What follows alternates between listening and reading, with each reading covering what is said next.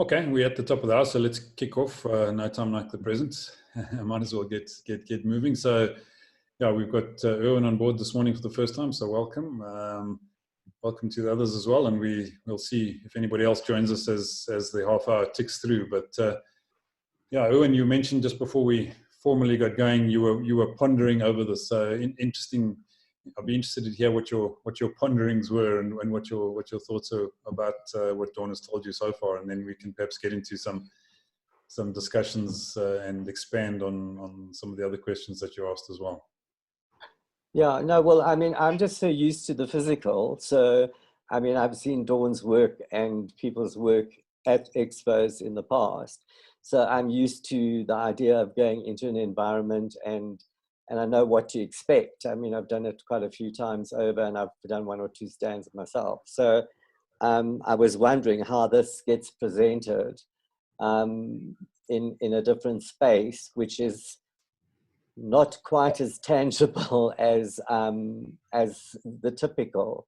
So yeah, I just wondering, you know, for me the whole understanding of these expos is to put people in contact with people. So there is definitely a connection, and I mean more and more people are using this format to connect. It's not quite like shaking some, well, you can't even shake hands anymore, but it's not like yeah, it's not like the typical. So yeah, it'd be fascinating to see what you would present as a virtual. I know there's lots of things going around about virtual safaris, which seem to be quite popular. They're virtual art gallery exhibitions.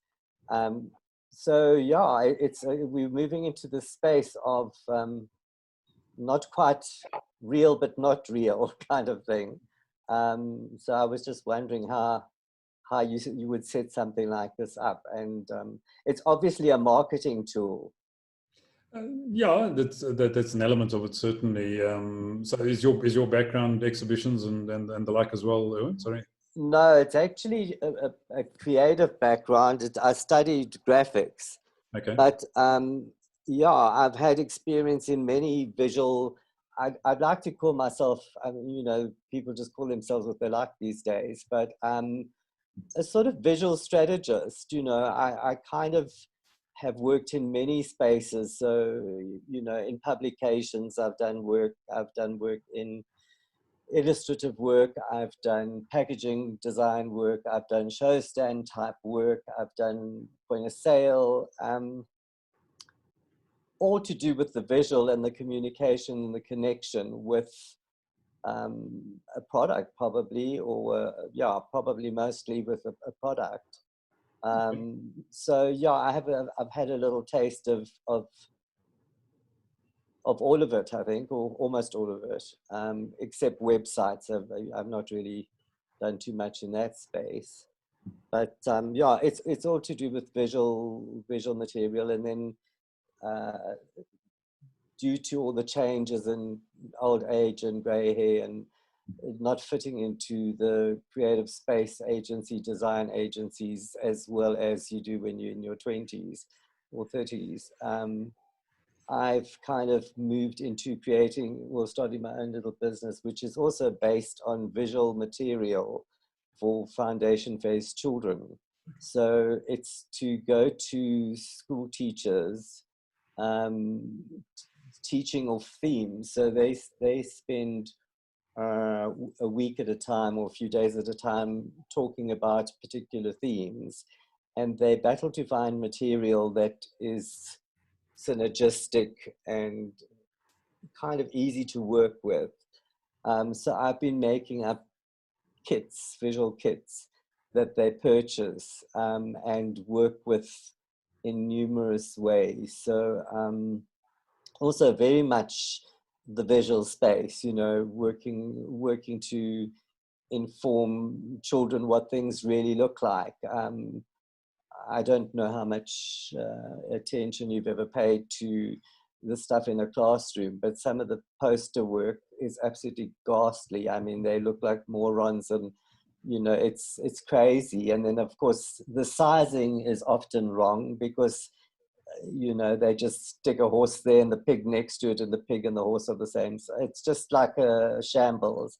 So I've come up with a product that has got the correct sort of ratios, and it can be moved around. And so yeah, I'm my biggest thing at the moment, well, it's all big, but yeah, as a sales platform, you know, making stuff to put in your build up. I've got the right side of the room showing, but there's plenty of stock and bits and pieces in this room. And it's to produce something that you can sell. I mean, nobody builds a stand or designs a package to put on their shelves at home. They, so, you know, my thing has actually been knocking on doors of schools directly, you know, just direct marketing right up to the gate, and then through the door and up to the receptionist and to whoever you can get to.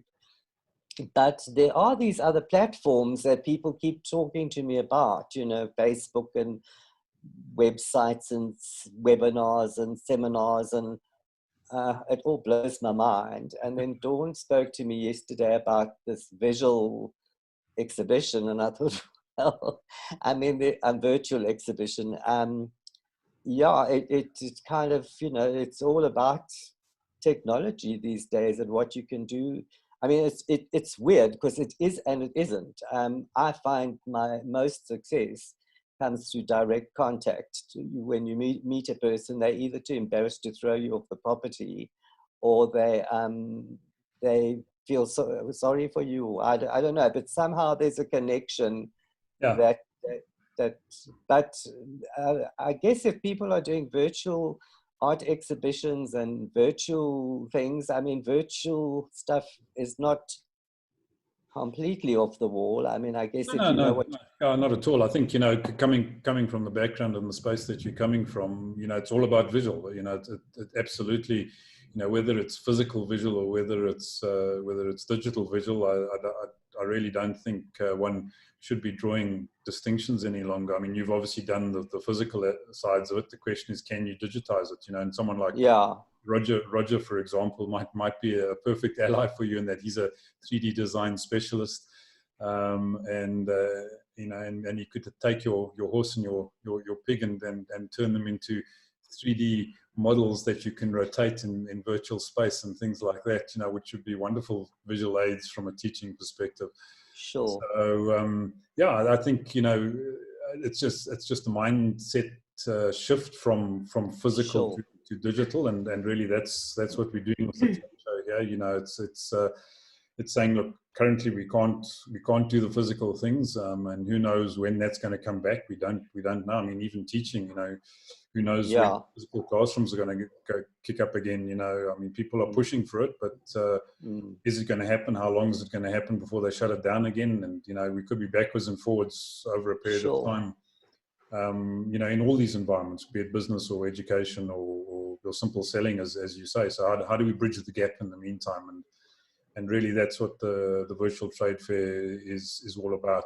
Yesterday, we actually spoke about hybrid environments. You know, currently we can't do a hybrid because physical is out of the question. But at some point, physical will come back. You know, but you know, it doesn't need to be one or the other. We definitely they're complementary. You know, if we can get this up and going and get people, you know, feeling comfortable and being successful in the virtual environment, when the physical comes back, it's going to be complementary without a shadow of doubt, and keep the two running parallel. I mean, you know, for example, your products and services can go global very quickly on a digital platform like this, whereas you know, walking up to school doors globally is going to be a bit tough, I would imagine, on the legs after a while. So, you know, you've got to find other ways of getting, you know, getting your products and services out there. So, yeah, I think if you talk about how's it going to look, I mean, that should be right up your street. You know, it's a visual representation of your business. How do we take your business and show it in the digital space that actually is attractive, that's inviting, and is going to generate sales. So absolutely. that's what this is really all about. It's about creating a platform where people can get on board, get their products and services up there, show them in a flattering manner, in a realistic manner, obviously, and enable visitors from wherever they happen to be in the world to come and actually see and potentially purchase those products or services. So that in a nutshell is really what it's all about for us, is creating that environment and then inviting people, like yourself, like others, across the spectrum to come and display their wares, as it were, in the virtual trade fair. Yes, Lon.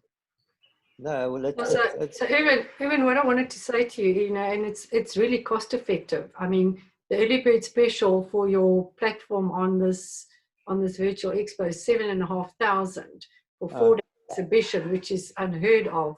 And also, you could get several people to join you on your stand and share the cost. So there's no getting multiple people exhibiting with you to share that cost. So that's your 4-day early bird special. Once you've set up that platform, I'm not sure how much I told you yesterday. Once you've set up your platform for virtual fair, you can move that same platform into a virtual mall, because we've created a virtual mall as well. That's in total will be $13,500 for the trade fair plus the mall, and the mall for a whole year. So you're going to have exposure, as Ivan said. This is international. We're talking from all over the world. So your exposure here is huge. Yeah. Sign up as an exhibitor. You would also get 250 free tickets for your client base to come and see the expo. That's about 37,500 Rand. So that's there's endless opportunities here. Sure. So if you want to become a promoter of the expo, you can then also earn, everyone that you sign up, you'll earn 15% commission on everyone that you get to come and participate. Yes. So there's so many opportunities. We've created a platform here, not only for businesses that are in dire straits and don't know where to go, but also for people to earn an income by being promoters. So all round, it's just an amazing opportunity. Sure. Yeah. No, I mean, it's just, as I say, that the whole idea is that I have particularly been involved with the physical dynamics. So, I mean, going onto one of your stands and seeing the height and the breadth and the material and examine, it's a whole vibe.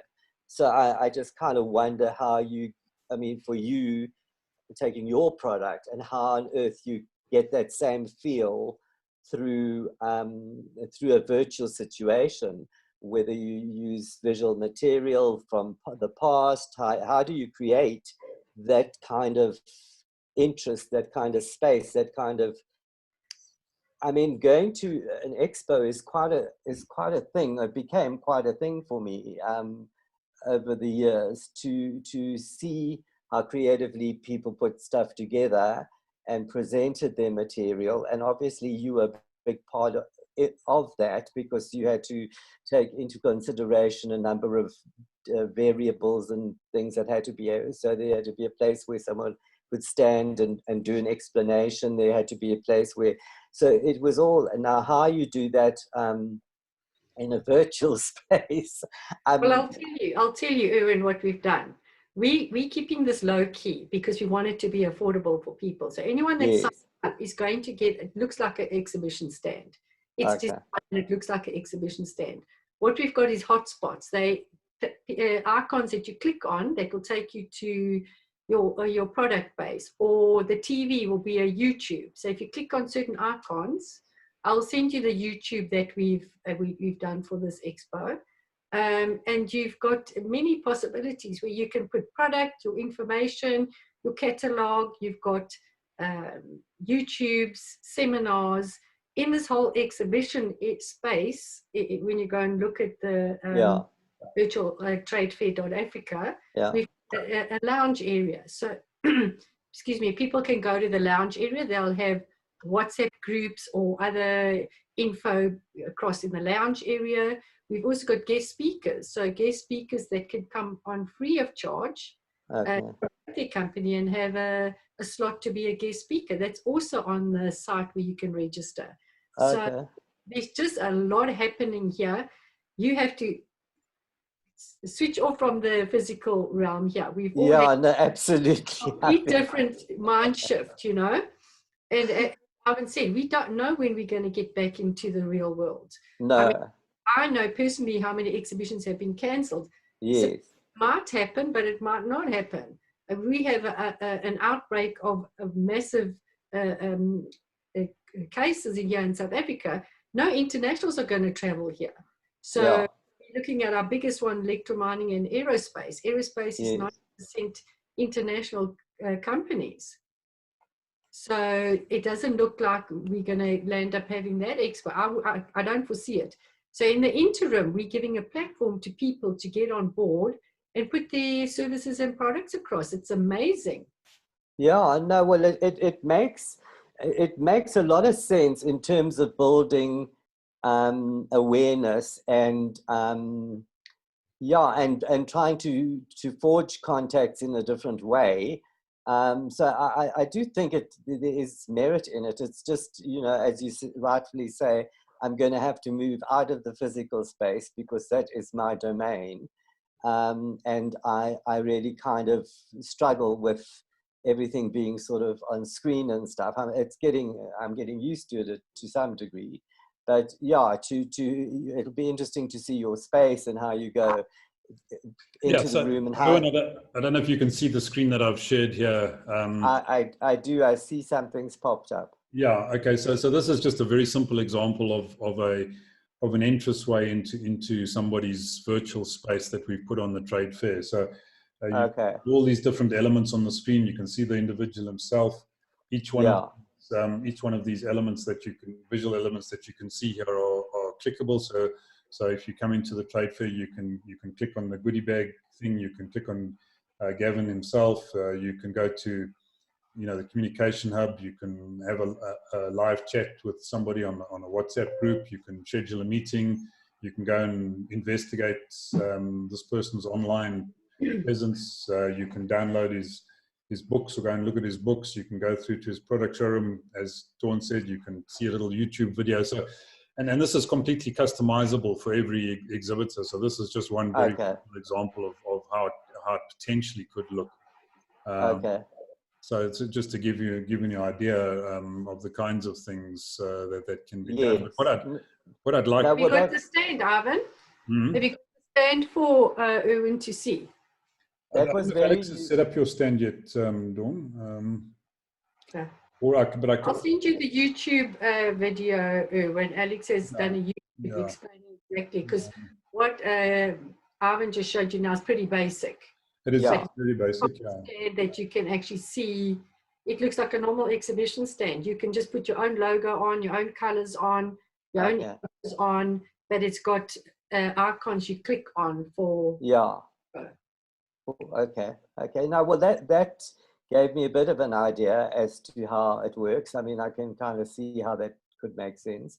So obviously the brand owner or whatever would have to have all the material photographed or however they want to represent it. They would organize that themselves, and the look and feel of that room or space or whatever, they would sort that out. Well, potentially, but I mean, maybe let's bring Roger in here. Roger, perhaps you know, you can chat a little bit about, you know, the 3D design process and how you could take perhaps a flat image that Erwin has drawn or created and turn that into something digital and perhaps even render it in 3D. Yeah, perfect. Sorry about the camera, it's giving me a bit of issues.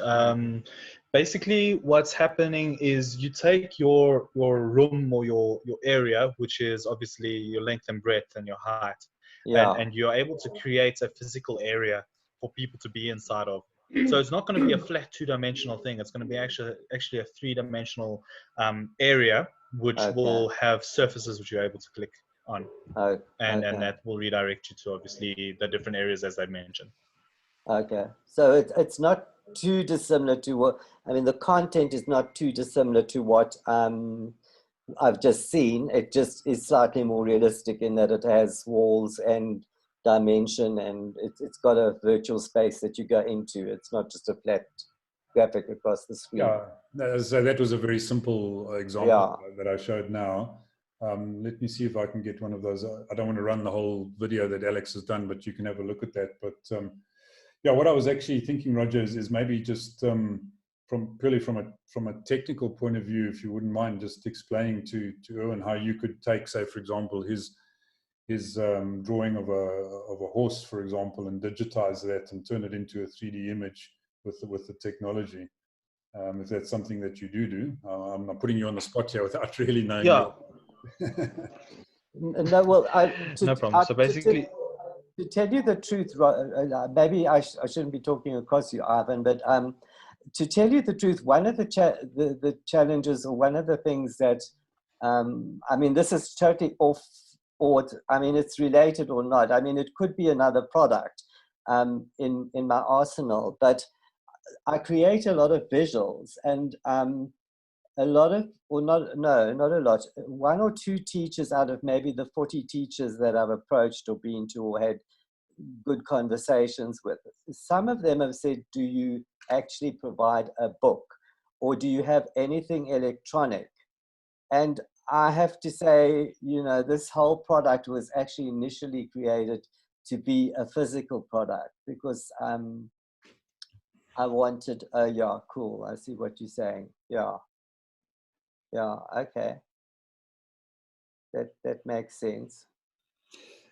No, I understand exactly where you're coming from Erwin, and in terms of your physical product and so on.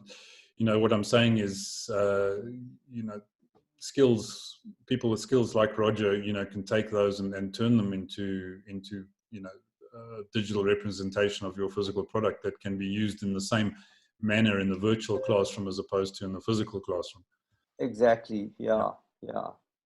But I get the gist now of, so there is it's got a bit of a space, and it's got a bit of a feel to it, that there is a layout. And yeah, and again, this is completely customizable. So this is just a mock-up that Dawn's son Alex has done.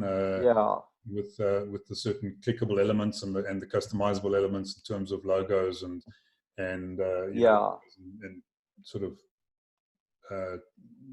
text and, you know, things like this, where, you know, this call us button would take you directly onto a cell phone call to the, you know, the product or service provider. You know, this will take you to their Facebook page. This will, you know, and so on. So all of this is malleable, if I can put it that way, and custom. And so the exhibition is unlike any other, or are you limiting it? Because Dawn was saying, and I mean, we all know these exhibitions are generally tailor-made to a certain product or a certain set of expertise. So you would have a mining exhibition, and you have an education. Well, you don't have an education.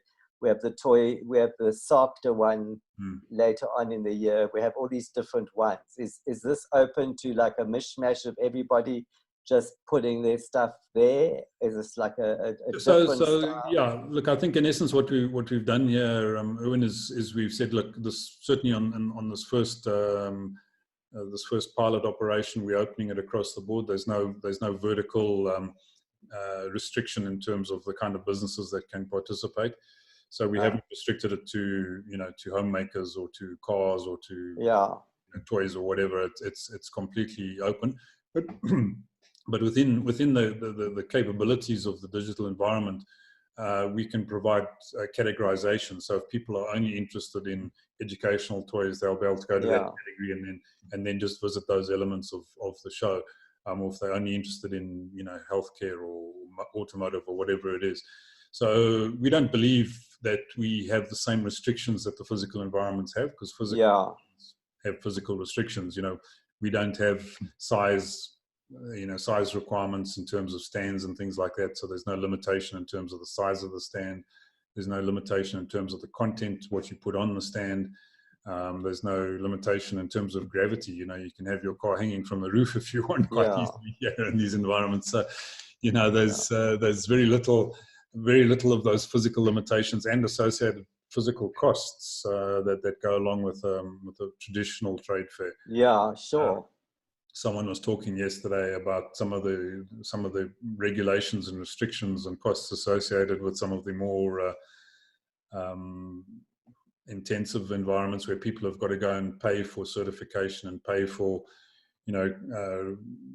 licenses and things to have their products even displayable. Here again, yes, you can't touch and taste it, but you don't have those costs associated with putting your display up. So I think there's a lot of freedom in this environment in terms of how you do things and what you do, and how you display your products and services, which just is not possible in the physical world. So that's why I say I think it's really very complementary, and certainly in the short term it's a replacement, but in the long term it's a hybrid approach to enable you. Well, to I mean, it could mean that one does run the physical and the. I mean, I just know from the one little stand I get involved with annually, the client is always bitching about the service. She's always bitching about the cost.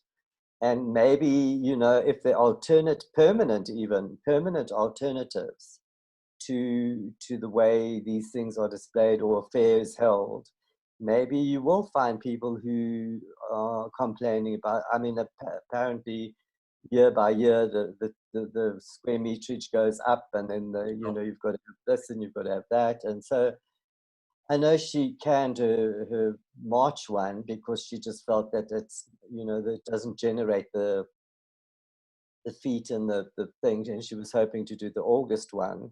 Sure. But I mean, I think it's definitely the way of the future, because yes, and as Dawn said earlier, we are offering a permanent online presence to people that do want it, post the trade fair itself, and we will be doing these on a fairly regular basis as well. So. And if there's an industry that says, they want to do a specifically themed trade fair, we can make the tools and the platform available for that as well. So again, we just simply don't have the kind of restrictions and the costs that are associated in the physical world. I mean, obviously there are some costs, but to the extent that you find in the physical world. Owen, I'm just going to stop you there for a moment. We're almost at the bottom of the hour, and just like to pop into the other couple of folk that are on the call as well, and see what they've heard and any thoughts that they have had from this particular session. So I'm just going to switch back to Dawn first. Great. I just wanted to say to Erwin, if you're interested, then I have a code that you would register under the code on Quicket. Quicket's a platform. It's a payment platform. Then once you've registered on there on my code, you will get your own code that you will send to your potential customers. Yeah. Thanks, Dawn. Okay, Eugene, you've been very quiet in the background there. So. No problem. I just wanted to find out, my one question is, so there's a lot of excitement with the people that I've been chatting to about in terms of exhibiting. What I'm finding a little bit of a challenge is, so they love the idea, they love the concept. It's locking them in to actually do it, if that makes sense. Sure. Yeah. I don't know if it's just me, or maybe I'm not explaining it to them properly or that, but it's the excitement's there. I'm just not getting the final commitment, or into the stage of the final commitment, because this is a new platform for them. I don't know. Yeah, it's not much of a question, but yeah, it's just kind of where I'm at the moment. Yeah, I think it is a challenge that some folk are having in terms of making the mental leap of making that commitment, especially in the current times. So one of the things we've been discussing is firstly, obviously that it's time sensitive. So we have the early bird special that runs until the 5th of June. If people suddenly want to pile in after the 5th of June, the price is going to go back up to the full retail price, simply because of the workload it's going to create on getting things set up and ready to get the fair running in those final 2 weeks. So, the early bird special, as Dawn mentioned, just for the trade fair is 7,500. The full price after the 5th of June is 17,500. So there's a 10 grand jump on that price, and some of the other bundled benefits disappear as well. So, that one can look to create a bit of a sense of urgency on that basis. and on the full package, which is the trade fair and the virtual mall for 12 months, and the chamber premier membership for 12 months, is currently at 13.5 on the early bird special. That goes to 31,000 after the 5th of June. So again, that's a significant jump in cost if people are considering it. And as Dawn also indicated, if there are people that want to club together and get a single stand for 2 or 3 businesses to share the costs, if they feel that the decision is simply too big at this stage for the one business, we're happy to accommodate those kinds of folk as well. But then obviously it's going to be a more generic environment. It's not going to be necessarily specifically tailored to a business. So yeah, I think, and the sooner people get in, the sooner they can start getting their invites out to their customers, and it's like a snowball. As it starts to roll, it's going to get bigger and bigger if people get on. If they wait for the last minute, the risk is that that snowball hasn't really started to roll yet, and it's not going to be as beneficial as it could have been. So it's delicate, I suppose, in terms of the current economic climate and situation. But we believe certainly it's the absolute way to go. And as Dawn said, there are multiple ways of getting involved and even earning revenue, out of it prior to the show even opening, and therefore paying your costs simply by inviting other businesses that that could benefit in. So it only takes, I think, 6 or 7 people to come in, on your promoter code to cover your costs on the premium package. So it's not a massive ask to actually have your costs completely covered, and to have extended your network a valuable opportunity to participate in this thing as well. So yeah, I suppose it's the way one goes about discussing it with the prospect and finding out what the real stumbling block and hesitation is, and then trying to find the right answers to solve that, and maybe inviting them onto this environment, and let's have that discussion in an open environment. There's no problem with that at all. We're happy to discuss whatever with whoever on this platform about the trade fair. So feel free to invite them. Yeah, Dawn.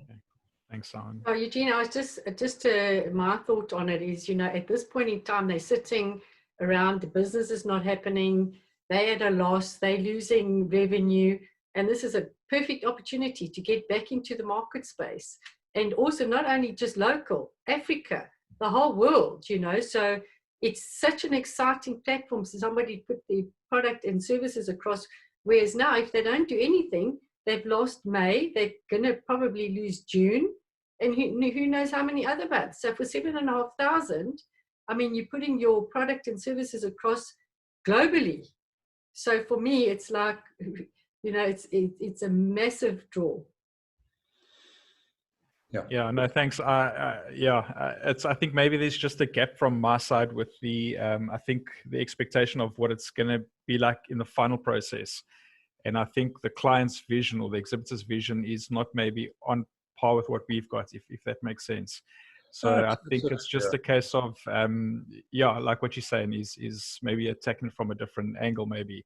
Now, look, there's definitely a mindset shift for folk to grapple with this, and it's probably a little bit of an education process, and that's why we're running these daily Zoom sessions, to assist in that process.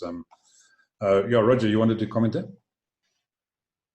Yeah, so basically what I want to talk about is we spoke yesterday about it, just having some kind of a final thing that we can show the customer for them to purchase into it, because there's a lot of people that I know that would want to get on board onto this, but there's nothing substantial that we can show them at the moment. Yes, we've got the different websites and channels and all that we could show them, but there's nothing else that we could show them saying, okay, this is what you're going to get if you take the 7,500 Rand right now.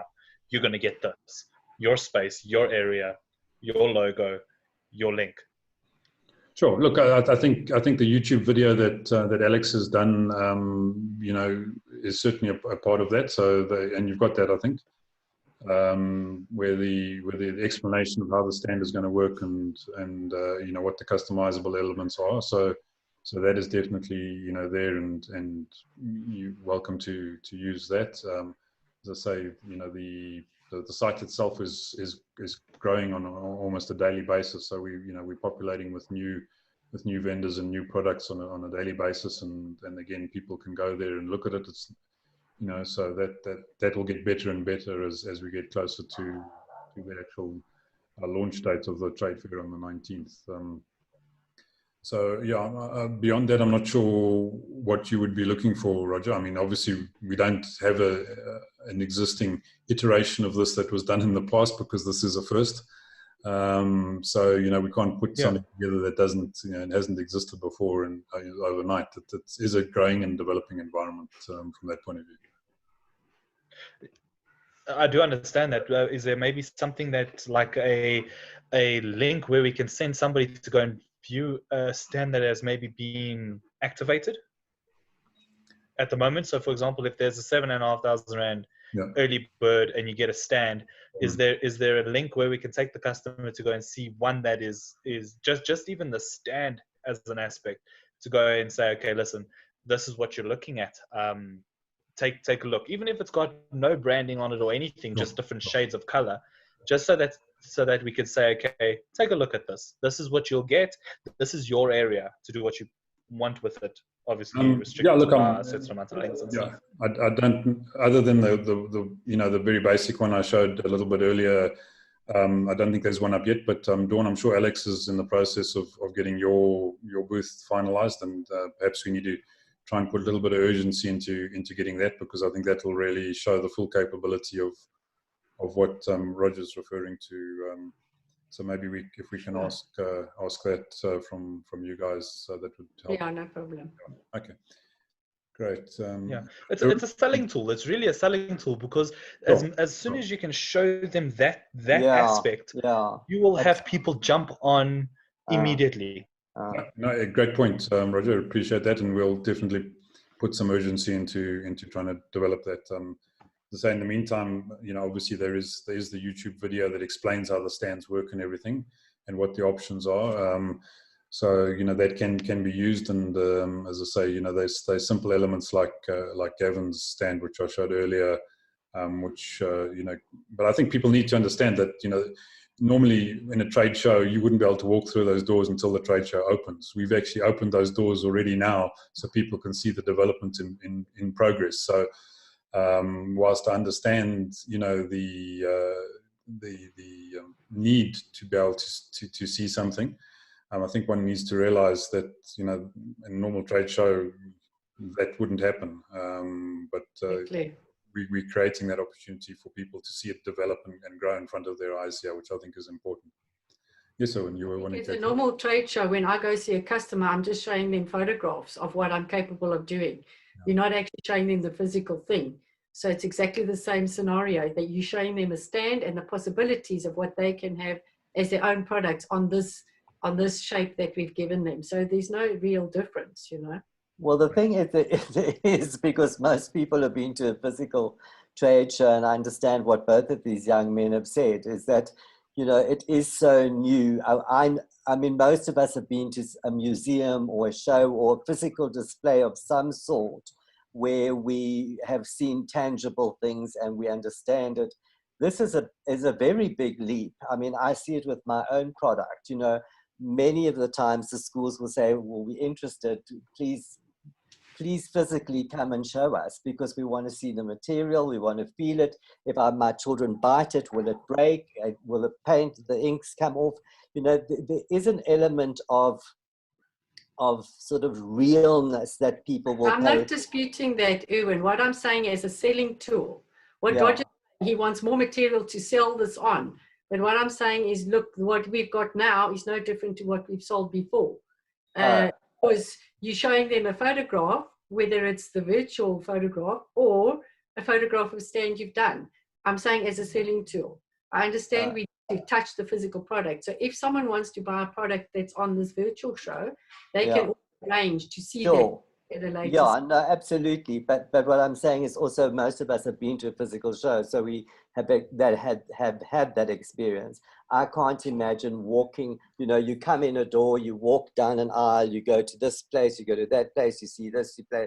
So in my head, as a new customer, I can see why I'm enthusiastic. I think it's a very clever idea, but visually, I can't see it, and that's my problem always.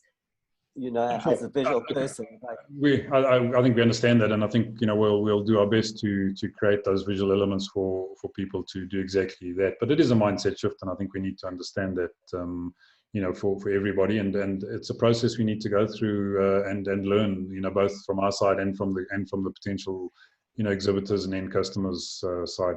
But folks, we well past the bottom of the hour. We're supposed to finish Thanks. at 12:30. So fantastic discussion. We appreciate all the input and the comments. And yeah, you know, we can continue this discussion tomorrow and bring in other elements if needs be. So, you know, please invite people that are interested. As I say, there's no limit or restriction on who joins these discussions. We're happy to have anybody come in and join into the discussion if they have an interest in the trade fair, and you know, together we'll make this thing work. You know, we can't do it in isolation by ourselves. So please extend the invite to anybody that you think might have an interest, and they can pop into a session and see if it interests them, and see if we can answer some of those questions. So we hope to see you tomorrow. Good. Thanks, everyone. Thank you. Thanks, guys. Okay, thanks, guys. Thanks very much.